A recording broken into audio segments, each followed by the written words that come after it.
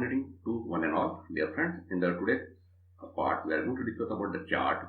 In the last part, we have discussed database in Excel in a depth, and in the today's part, we are going to discuss about the chart. So let's start with an introduction part. Let us assume that you are recording the sales of a particular company or organization from last 5 years, and you have kept all those data in Excel format. It is not necessary that you have created all those data in Excel only. It might be possible that you have imported those data from other tools like MS Access or MS Word, no issue. Now, in order to know in which year the company has made a maximum sales or profit and list in a particular year, compared to displaying those data using a textual format, it is very easy to display those information by means of what? Using a chart. So chart is useful to present the data in a graphical format compared to a tabular format data. A chart is what? It is a visual representation of the data and are used to analyze the trends and patterns in the data sets. These are the steps that will help you to create a chart. Okay, this is just for your reference purpose. During practical session, I will let you know all those steps one by one. Excel supports various types of charts that include a column, bar, line, pie, scattered, bubble, area, radar, surface, and stock. So these are the different types of chart that has been supported by the Excel. Now question arises, which chart I should follow or one should follow. Okay, so I will let you know how to select a particular chart. It is depends upon what? The kind of data that you have and the kind of chart that you would like to display. Then we will discuss about the histogram. What is the histogram? The purpose of histogram is to graphically summarize the distribution of a data. It might be possible that you have a certain data which has been distributed in a different manner, and at the end you want to display all those data in a visual form based on what? A numerical data which are fall within a specified range. So how to display those data? That is what we are going to talk about in the histogram part. So steps have been given over here. How to create a histogram. For that purpose, it is necessary that you should have a data analysis tool on your Excel. If it is not there, you can download this tool in your Excel format. So procedure has been given over here how to add that data analysis tool in your Excel. Okay. So now these are some of the references book that we have followed during all the part that we have discussed so far. So I will suggest you to go through this particular 2 books which cover the entire part. So now it's a time to do a practical session.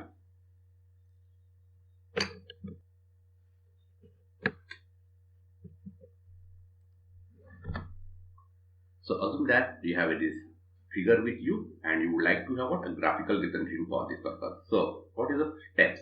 First of all, select the range. Okay, then under the insert menu, we have a different types of charts. Observe that here we have a various different types of, that shows what? This is what? Insert column chart, this is your insert bar chart, and so on. So instead of that, Excel also support the concept of what? Recommended chart based on the data that you have selected. So simply select this. So observe that out of 11, it is showing only 3 charts which are good for displaying this data. So in this case, it is showing what? A clustered column. So you may display what? The same data using a pie chart, or you can also use what? A clustered bar. So for a time being, we will select the first one, that is clustered column. So simply click on OK and your graph is what? Ready. Now you can enhance this graph. So for that purpose, we will see, select the chart element. Now you can show the axis titles. So here, what is this figure indicate? It is what? It is simply a cells or atom source. And this axis is what? It is indicating the CT. Okay. Then you can also show a data label. It means instead of, you can exactly specify what is this number representing between 50 and 60, no doubt. But in order to show a data label, you can also display a data label. Now where to show this data? Either center or inside end or inside base or outside base and so on. Or you can also select cal out. Okay, so based on your requirement, you can select anywhere. Then you can also show what? A data table over here. Okay, so that is how you are able to display what chart element. These are the various chart elements. The next one, a colorful. You can use a different types of color. Okay, not only that, you can also select a different types of what style. From here also you can select, no issue. For example, if you want to display something like this,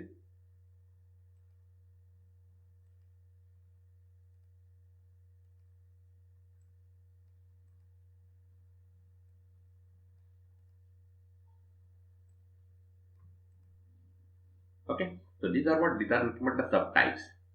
Then finally, we have what, chart filter. Now, if you don't want to display the data of say Chandrapur, in that case, simply unselect and apply it. It means you can also exclude certain data during creation of what, a chart,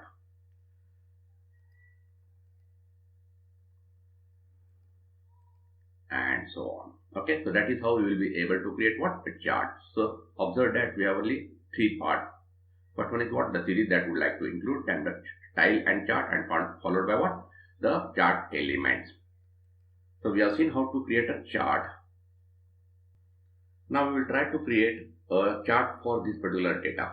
Okay, so select the range, then select insert menu, and again under the recommended charts, select a pie chart.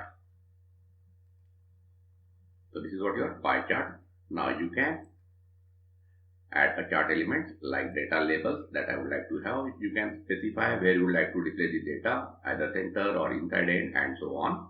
Then under the chart title, if you don't want to display, you can also unhide. And under the legend, you can show a data where to display this legend, either top or right or left. Okay, so on.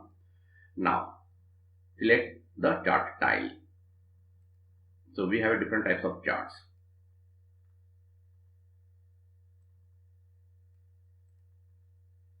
Now here with the name.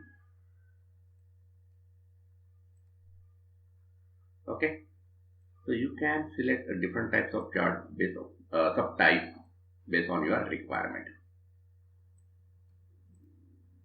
Observe that in this case it is also showing the percentage in terms of percentage.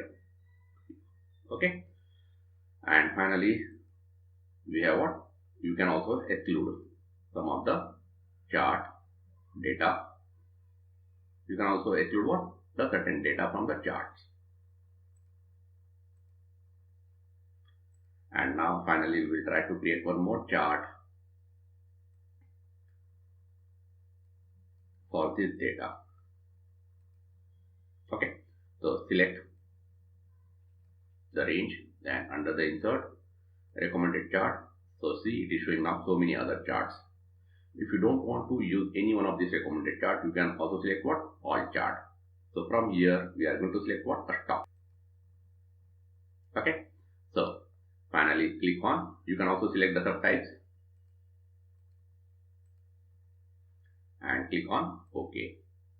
So this is how you are able to create what, the stock chart, which contain what, three elements.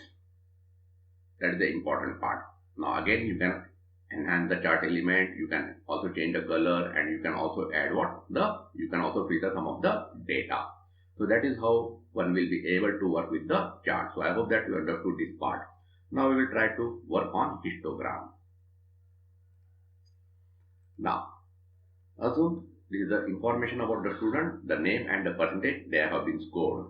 Now I want to know how many students have scored below 35, and those students who have scored between 35 to 45, then 45 to 60, then 60 to 75, and 75 to 90. So this is called as what, range. Okay. So first of all, what you need to do is that select the histogram. So under the data analysis, from the data tab, select data analysis. Now how to add data analysis? For that purpose, I have already given the steps in the PPT, so you can follow that one. And now select your histogram. Click on OK. Now first of all, you need to specify what, the input range. So click over here and select the range. Please remember, in histogram you can use only the numerical data. Then bin range.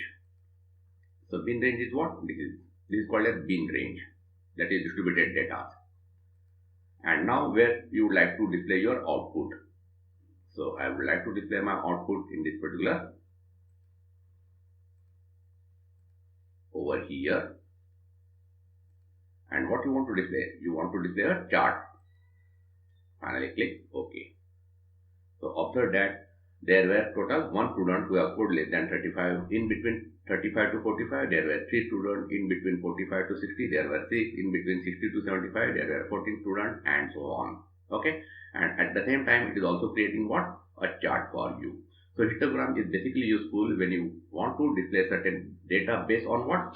Certain range where your data has been distributed. So you can, based on certain range, you can create what? The histogram. So that is the basic purpose of histogram. So I hope that you understood how to work with the chart. So in the last 6 parts, we have discussed about data analytics, and we have seen there were various tools that have been supported by your Excel in order to work with this particular data. So practice it. That is the only way to become a master. With that, thank you very much.